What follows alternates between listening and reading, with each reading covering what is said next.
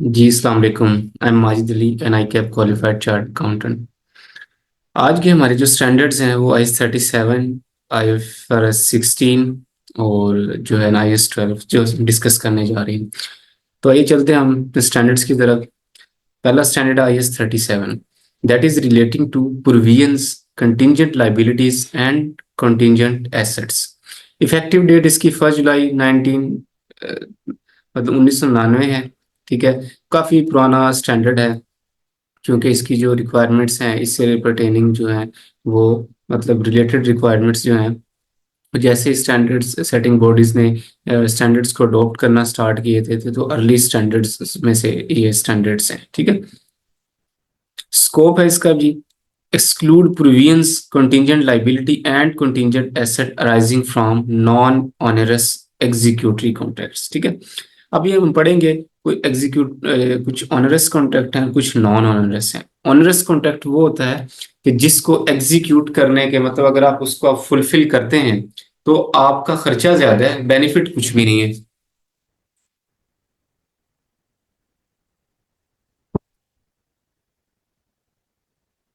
ठीक है, तो उस स्टैंडर्ड कह रहा है कि जो ऑनरस कॉन्ट्रैक्ट है उन पर तो ये एप्लीकेबल होगा, लेकिन जो नॉन ऑनरस है मतलब जो बेनिफिशियल है उस पर ये एप्लीकेबल नहीं है। उसके बाद जी, those covered by other IFRS accounting standard, जो प्रोविजंस कंटीजेंट लाइबिलिटीज वगैरह दूसरे रिलेटेड स्टैंडर्ड जैसे कि IS 12 है इनकम टैक्स, इसमें प्रोविजन फॉर टैक्सेशन कवर हो जाती है। ठीक है, IFRS 16 लीजेस वगैरह है, इसमें अगर कोई प्रोविजंस है, एम्प्लॉय बेनिफिट्स में कोई एम्प्लॉय की सर्विस से रिलेटेड कोई प्रोविजन, कोई एक्सपेंस हम रिकॉर्ड करते हैं तो वो उनके रेलिवेंट स्टैंडर्ड्स में जो है ना उसको डील कर रहे होंगे, ना कि हम IS 37 में। तो ये जो स्टैंडर्ड्स हैं ये इसके स्कोप से बाहर हैं, इनमें अगर कोई प्रोविजन डिस्कशन हुई है, जैसे मैंने आपको बताया ना कि IS 12 में प्रोविजन फॉर टैक्सेशन होती है, आप करंट ईयर की प्रोविजन निकालते हैं। ठीक है, तो वो जो है ना IS 12 में हम उसको डिस्कस करेंगे, वो IS 37 का पार्ट नहीं है। ठीक है, उसके बाद जी, अगर हम कस्टमर के साथ कोई कॉन्टैक्ट किया हुआ है, उससे रिलेटेड कोई प्रोविजन है कोई कॉन्ट्रैक्ट्स में, ठीक है, तो वो भी हमारा जो है IFRS 15 में रिकॉर्ड होगी, इसमें नहीं होगी। मतलब देखे ना, आपने कॉन्टैक्ट कर लिया कि मैं आपको इतना माल सप्लाई करूंगा, ठीक है, इतने की सर्विस दूंगा इतने ईयर्स तक। ठीक है, 1 साल तो आपका काम बड़ा सही चलता रहा, अब आके आप जो है ना हर्डल्स फेस कर रहे हैं, डिफिकल्टीज में हैं आप। ठीक है, तो क्या होगा, अब कॉन्ट्रैक्ट ओनरस हो गया है, मतलब उसको एग्जीक्यूट करने के जो खर्चे हैं ना वो उसके बेनिफिट से ज्यादा हो गए हैं। ठीक है, मतलब एक कॉस्ट बेनिफिट एनालिसिस होता है ना, वो ज्यादा हो गया है। तो अब क्या होगा इस केस में, फिर जो है ना वो हम उसको IS 37 में डील नहीं करेंगे, बल्कि चूंकि इस कॉन्ट्रैक्ट की तमाम अकाउंटिंग ही IFRS 15 में हो रही है, तो इससे रिलेटेड जो भी और चीजें होंगी वो भी IFRS 15 में ही होंगी, तो वो इसके स्कोप में नहीं है। ठीक है, उसके बाद जी, इस स्टैंडर्ड को डिस्कस, इसके अलावा बाकी तमाम जो प्रोविजंस वगैरह है ना, इनके अलावा वो तमाम IS 37 में ही डील होंगी। ठीक है, अच्छा जी, स्टैंडर्ड पे जाने से पहले सबसे पहले आपको ना डेफिनेशन का पता हो लाइबिलिटी का, क्योंकि एक लाइबिलिटी, प्रोविजन, कंटिंजेंट लाइबिलिटी, ठीक है, ये मोर और लेस सेम थोड़े से वर्ड मतलब डिफरेंट हैं, इनका प्रोस्पेक्टिव डिफरेंट है। ठीक है, तो सबसे पहले आपको लाइबिलिटी का पता होना चाहिए, वो क्या है। Definition of liability क्या है? A liability is a present obligation of the entity to transfer an economic resource as a result of past event। Past में हमने कोई ऐसा इवेंट किया हुआ है जिसकी वजह से हमें कोई अपना इकोनॉमिक रिसोर्स देना पड़ेगा, पैसे देने पड़ेंगे, ठीक है, गुड्स देनी पड़ेंगी, तो क्या हो गया, हमारी लाइबिलिटी है जी। ठीक है, जैसे आपने लोन ले लिया पास में जाके, ठीक है, उसकी लाइबिलिटी बुक कर ली आपने, कोई लीज लाइबिलिटी ली हुई है, ठीक है, मतलब लीज पे चीजें ली हुई हैं, गाड़ियां ली हुई हैं, उसकी लाइबिलिटी आ रही है। तो लाइबिलिटी क्या है कि प्रेजेंट ओब्लिगेशन है, आज के दिन आपकी ओब्लिगेशन है। The entity has no realistic way to avoid it, आप इसको अवॉइड नहीं कर सकते, आपने पैसे देने ही देने हैं। ठीक है, arises from past event, past में आपने कोई ऐसा काम किया जिससे वो अराइज हुई है। ठीक है, आपने कॉन्ट्रैक्ट किया है, आप किसी ऐसे उधार पैसे लिए हैं। ठीक है, outflow of economic resources expected, economic resource का आउटफ्लो एक्सपेक्टेड है, मतलब जब आप इसको सेटल करेंगे ना लाइबिलिटी को, पैसे देने पड़ने हैं आपको। ठीक है, और उसकी अमाउंट रिलायबली मैयर हो सकती है। ये 4-5 जो कंडीशंस हैं अगर फुलफिल हो जाएं, मतलब प्रेजेंट ओब्लिगेशन हो, ठीक है, पास्ट इवेंट से अराइज हो रही हो, इकोनॉमिक बेनिफिट का आउटफ्लो हो और उनकी वैल्यू भी रिलायबली मेजर की जा सके, then we called it a liability.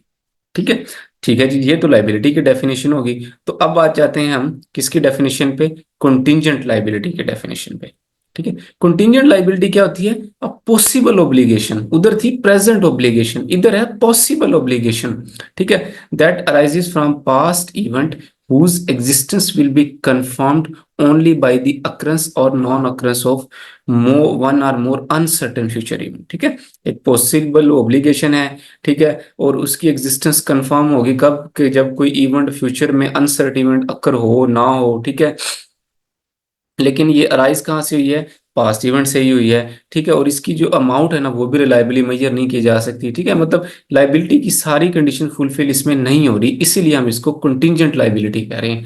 Contingent, ठीक है, वर्ड ही है कि किसी चीज पे कंटिंजेंट है, उस चीज पे डिपेंडेंट है कि वो इवेंट होगा तो होगा। जैसे कि इधर एग्जांपल दिया है कि company is facing a court case from a customer, customer ने आपके खिलाफ केस किया हुआ है जी। द आउटकम विन और loss will be non only after the court decision. ठीक है। जज का फैसला आएगा, कोर्ट का फैसला आएगा, तब ये डिसाइड करेंगे। बीच में ये रैंड आ गया तो अब क्या करें? ठीक है। तो आप उसको contingent liability as a disclose करें। ठीक है। आपको पता है ना, लाइबिलिटीज जो होती हैं उसको तो आप रिकॉर्ड करते हैं, फाइनेंशियल स्टेटमेंट में बताते हैं कि इतने पैसे देने हैं मैंने।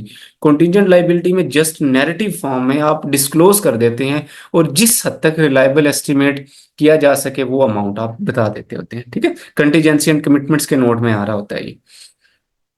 इसी तरह कंटीजेंट लाइबिलिटी हमने कर ली। अब है प्रोविजन। प्रोविजन क्या होती है? ये कंटीजेंट लाइबिलिटी से थोड़ी सी रिफाइन फॉर्म है, लेकिन लाइबिलिटी वाली जो है ना उसमें तमाम जो करेक्टरिस्टिक्स वगैरह जो है ऑलमोस्ट मीट करती हैं। जैसे कि प्रोविजन आ आ लाइबिलिटी, मतलब एक लाइबिलिटी है। ठीक है। मतलब ब्रॉडर टर्म क्या है? प्रोविजन है। ठीक है। वो भी एक लाइबिलिटी ही है। मतलब लाइबिलिटी कह दिया ना तो इसका मतलब क्या हो गया कि बेस में लाइबिलिटी की ये तीन चार जो कंडीशंस है ना ये सारी मीट होगी। ऑफ अनसर्टन टाइमिंग और अमाउंट, लेकिन अमाउंट अनसर्टन है। ठीक है। और टाइमिंग का नहीं पता कब देने हैं पैसे। ठीक है। लीज लाइबिलिटी में तो होता है ना कि आपकी जो है ना एक स्केड्यूल बना हुआ है, इसी स्टेट को अपने प्रिंसिपल देना है, मार्कअप देना है। ठीक है। तो हम उसको लाइबिलिटी कह देते हैं। प्रोविजन क्या है कि अनसर्टन है, जैसे प्रोविजन फॉर टैक्सेशन होती है ना। अनसर्टन कैसे? अमाउंट आपको पता चल गया कि यार इतनी है, लेकिन आपको पता है ना 30 जून पे खड़े होके आप एक प्रोविजन बनाते हैं, फिर 31 दिसंबर को जाके रिटर्न करते हैं तो वो एक्चुअल होती है, तो थोड़ा बहुत फर्क आ जाता है जिसको हम प्रायर ईयर में डाल देते होते हैं। ठीक है। तो अनसर्टन टाइमिंग और अमाउंट होती है इसकी। उसके बाद जी कंटीजेंट एसेट है, वो क्या है?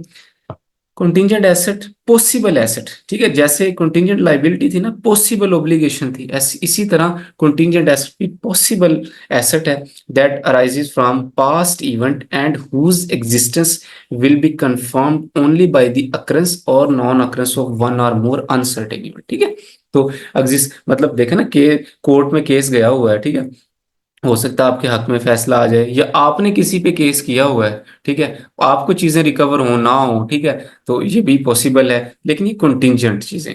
ठीक है। मतलब कल को कोर्ट का कोई फैसला आएगा जो कि अनसर्टेन है, अमाउंट का भी कुछ कंफर्म नहीं है, तो स्टैंडर्ड कहता है कि यार आप अकाउंट्स में आए हुए ना कुछ चीजें रिकॉर्ड करते फिरें, बल्कि इस तरह की चीजों को डिस्क्लोज कर दे, ताकि शेयर होल्डर्स को पता हो कि अच्छा ये मामला चल रहे हैं। कल को कोई अचानक कोई बड़ा फैसला आए तो ये ना हो कि यार ये मुझे बताया ही नहीं, अचानक ही आपने बात बता दी, नहीं, बल्कि क्या हो कि आपने उससे रिलेटेड कुछ ना कुछ मालूमात उनको पहले फ्राहम की हो।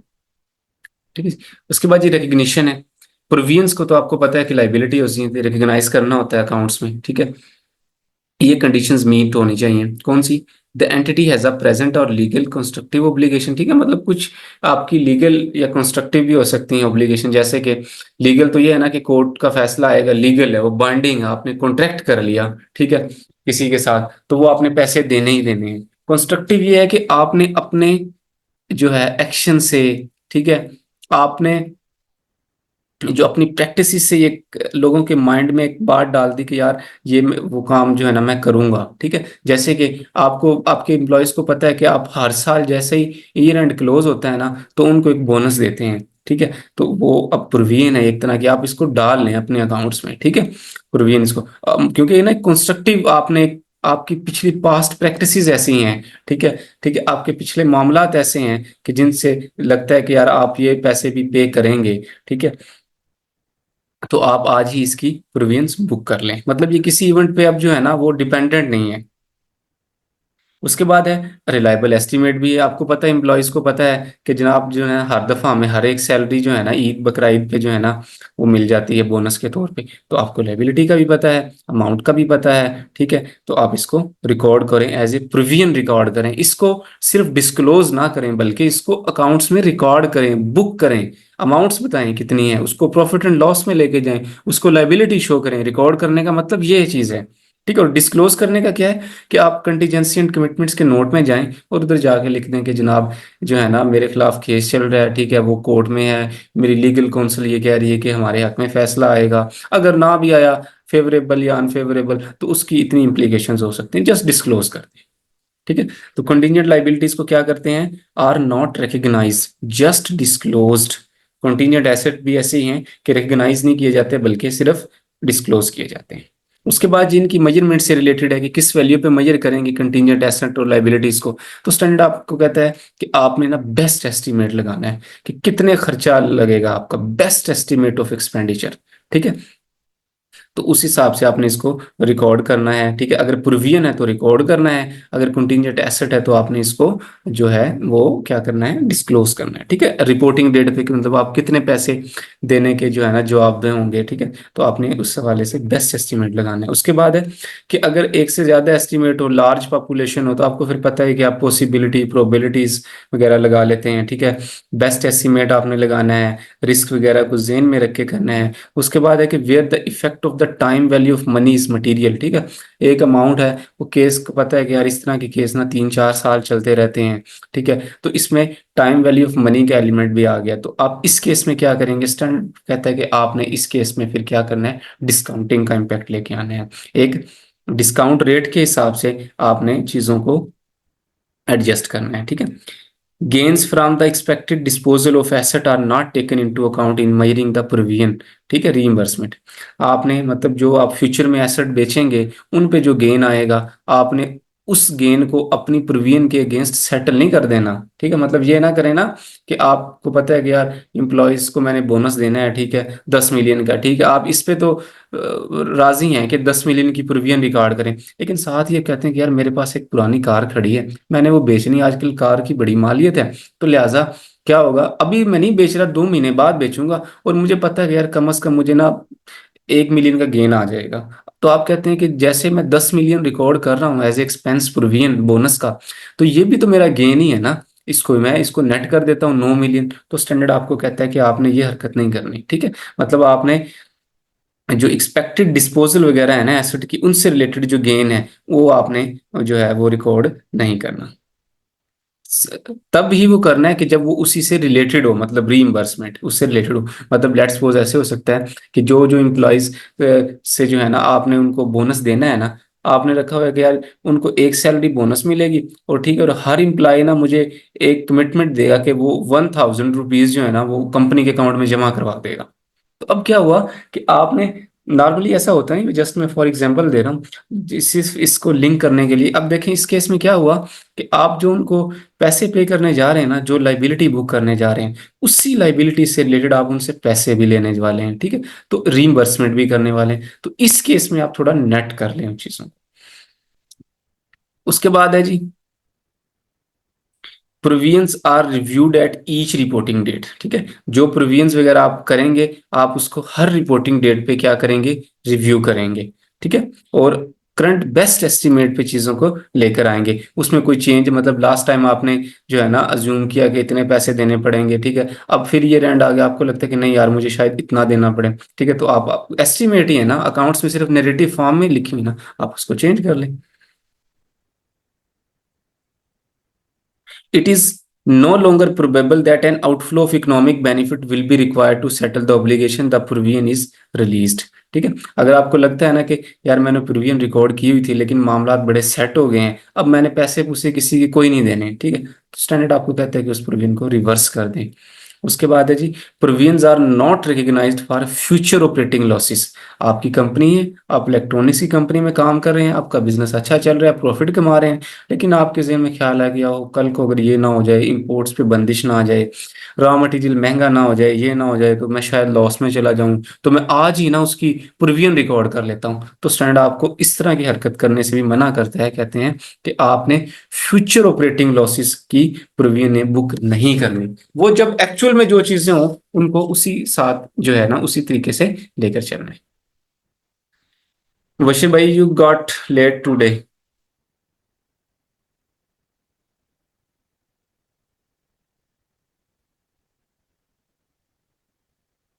ओके जी।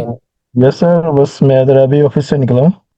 ओके अभी ओके। बस मैं गाड़ी में ही हूँ। लैपटॉप बस मैं साथ लेके आया था क्लास लेने के लिए, पीछे बैठा हूँ। ठीक हो गया। तो इसलिए ज़रा लेट हो गया। कोई इशू कोई issue। ठीक है, आपको हाँ। सक्सेस तो मिल ही जाएगी ना पोर्टल। हाँ, वो भी है पोर्टल पे, बस मैं फ्री भी है। चलो अभी भी इंशाल्लाह मैं साथ साथ लेक्चर ले रहा हूँ। वैसे ऑडियो मैं ऑफ कर रहा हूँ क्योंकि दोस्त होंगे साथ। Okay okay okay okay.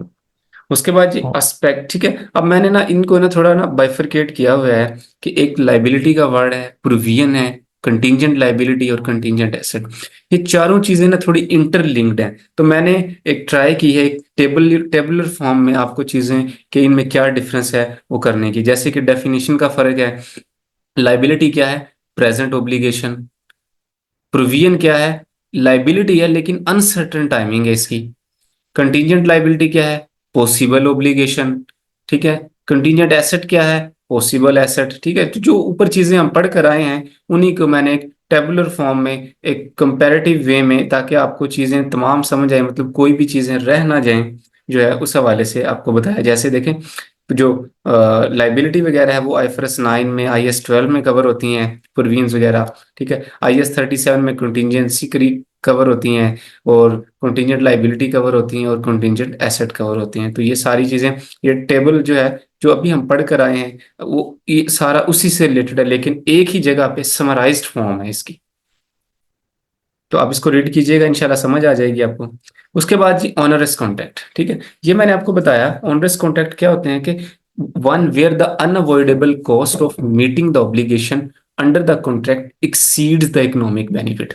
मतलब जिसे वाइट एलिफेंट भी कहते हैं इंग्लिश में, कि जिसका नुकसान ज्यादा हो और फायदा कम हो। ठीक है। अक्सर होता है ना इस तरह, अक्सर लोगों के पास होती, जैसे हम आर्टिकल्स में थे, हम तो एक बाइक थी मेरे पास वो बस ऐसे ही थी कि उसका जो है ना मामला जो इस ऐसे ही थे कि उसके बेनिफिट शायद कम थे, लेकिन उसको जगह जगह रिपेयर करवाना पड़ जाता था। मतलब इस तरह के इश्यूज जो है ना चल रहे होते हैं।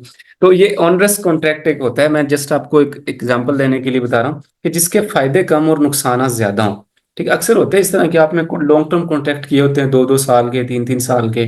ठीक है। तो उसमें क्या होता है कि पहला साल तो बड़ा नॉर्मल रहा, ठीक रहा, आपने प्रॉफिट कमाया, लेकिन अब जाके हालात बदल गए, मतलब रॉ मटेरियल महंगा हो गया है। ठीक है। कोई लीगल इम्प्लीकेशन आ गई है, कोई गवर्नमेंट ने लॉ चेंज कर दिया है, अब मुश्किल हो गया है। ठीक है। मतलब जो फुल कॉन्ट्रैक्ट को फुलफिल करने की जो कॉस्ट है वो बढ़ गई है। तो इस केस में स्टैंडर्ड आपको कहता है कि यार आप क्योंकि लॉसेस में चल रहे हैं तो आप ना प्रोविजन रिकॉर्ड करना शुरू कर दें।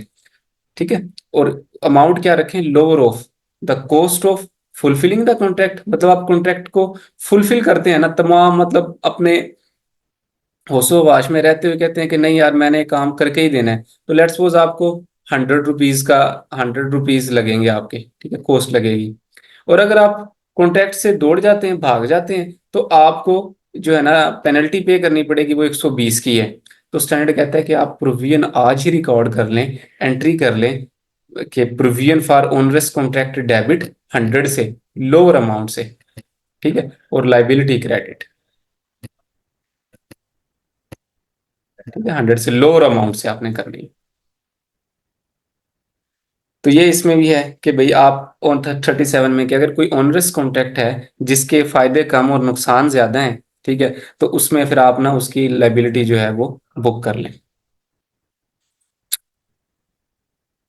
इसी तरह एक इसमें स्टैंडर्ड में केस डिस्कस हुआ है, रिस्ट्रक्चरिंग। रिस्ट्रक्चरिंग बेसिकली कहते हैं कि मतलब आप जो है ना बिजनेस बंद करने जा रहे हैं, डाउन साइजिंग करने जा रहे हैं, आप कोई अपना मतलब लेट्स सपोज आपका पहले बिजनेस गुजरांवाला भी था, कराची भी था, आप कोई अपना सेगमेंट बंद करने जा रहे हैं, ओवरऑल बिजनेस की एक ओवरहालिंग करने जा रहे हैं, ठीक है, किसी और मार्केट में एंटर होने जा रहे हैं, ठीक है, लेकिन इससे क्या इम्पैक्ट होंगे कि शायद आप डाउन साइजिंग करें, इंप्लॉयज को जॉब से फारिग कर दें, ठीक है, आप जो पहले ही कोई काम कर रहे हैं, कॉन्ट्रैक्ट वगैरह किए हुए हैं, वो आप कह दें कि नहीं अब मैं वो मजीद इस पे काम नहीं कर सकता, तो वो लोग आ जाएंगे आपसे पेनल्टियां लेने, पैसे लेने, ठीक है। तो रिस्ट्रक्चरिंग कि इस केस में भी देखें, जब आप इस तरह के प्लान कर रहे हैं ना, तो आपको पता है कि यार मैं अगर ऐसा काम करूंगा ना, बंद करूंगा कोई बिजनेस, ठीक है, तो शायद इंप्लॉयज को मुझे मतलब शायद एक जो है ना उनको बेनिफिट्स देने पड़ जाएं, ठीक है, गोल्डन हैंडशेक देना पड़ जाए, या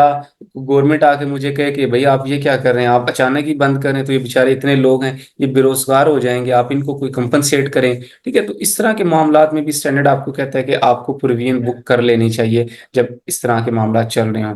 लेकिन वो कब करें कि जब अ डिटेल्ड फॉर्मल प्लान हो रिस्ट्रक्चरिंग का, ठीक है, जिसमें ये आइडेंटिफाई हो रही हूँ कि the business or part of the business concern, principal location affected, location, function, मतलब एक प्रॉपर प्लान है, उस प्लान में लिखा हुआ है कि ये बिजनेस हम बंद करने जा रहे हैं, ये लोकेशन होगी। मतलब ये नहीं है कि एवं अभी बातचीत ही चल रही है और आप अभी से आप प्रोविजंस बुक करना शुरू कर दें, नहीं, स्टैंड आपको कहता है कि प्रॉपर फॉर्मल प्लान है, मीटिंग्स में डिस्कस हो रहा है, बार बार पता है कौन सा बिजनेस बंद करेंगे, एम्प्लॉयज के दिल में भी आ गया कि यार अब हमारे हालात जो है ना शायद बिगड़ने वाले हैं, ठीक है। तो इस केस में क्या होगा, has raised a valid expectation in those affected, कि जो बंदे इससे अफेक्ट हो रहे हैं ना, उनके माइंड सेट में बैठ गई है कि यार कंपनी अब जो है ना बंद होने जा रही है, ये सेगमेंट बंद कर देंगे, शायद आपने पब्लिक अनाउंसमेंट भी कर दी है, ठीक है, नोटिस वगैरह भी लगा दिया है। तो इस केस में क्या कहता है स्टैंड आपको, आप प्रोविजन को रिकॉर्ड कर लें, रिस्ट्रक्चरिंग जो प्रोविजन है उनको रिकॉर्ड करें, ठीक है। Restructuring provision only include the direct expenditure arising from the restructuring, एग्जाम्पली that that are both necessarily entailed by the restructuring and not associated with the entity's ongoing activity, ठीक है। मतलब आप सिर्फ उन्हीं एक्सपेंसेस की जो है ना प्रोविजन बुक करें जो रिस्ट्रक्चरिंग के मुकाबले में अक्कर होने जा रही है। ये नहीं है कि लेट्स सपोज वो गुजरांवाला की फैसिलिटी थी, आप वो बंद करने जा रहे हैं, ठीक है, तो पहले भी गुजरांवाला में 10 एम्प्लॉई थे, आप उनको 1 मिलियन सैलरी देते थे, ठीक है, तो अभी भी आप बैठ के उसको जो है ना 1 मिलियन की एक बात है प्रीमियम रिकॉर्ड करें, तो सन कहता है ऐसे ना करें, वो तो आप ऑलरेडी एक्सपेंस आउट कर ही रहे हैं ना, ऑन गोइंग एक्टिविटी है। आप ये देखें कि उनको 10 मिलियन,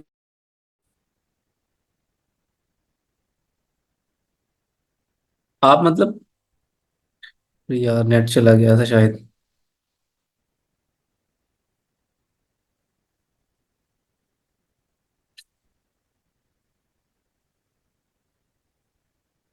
ठीक है, तो रिस्ट्रक्चरिंग की प्रोविजंस आपने जो डायरेक्टली एट्रीब्यूटेबल कॉस्ट है ना, सिर्फ उन्हीं की हिसाब से जो है ना वो करनी है।